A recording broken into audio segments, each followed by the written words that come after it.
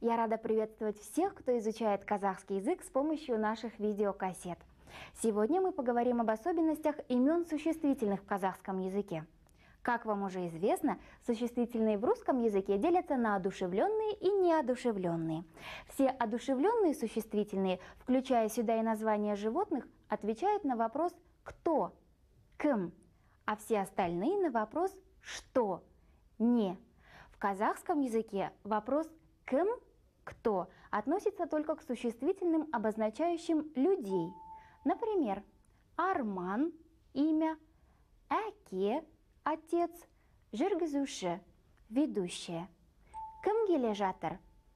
Арман келе жатыр. Ол кім? Ол жүргізуші. Итак, в казахском языке вопрос «кім?», «кто?» задается только по отношению к людям. Другие существительные, включая сюда и названия животных, отвечают на вопрос «не», «что?». Бұл не. Это что? Бұл пәтер. Это квартира. Бұл арман. Это мечта. Бұл ит. Это собака. И еще раз хочу напомнить вам о том, что в казахском языке очень важно правильно конструировать вопросы.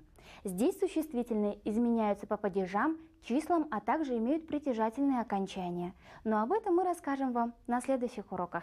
Сау болыңыздар!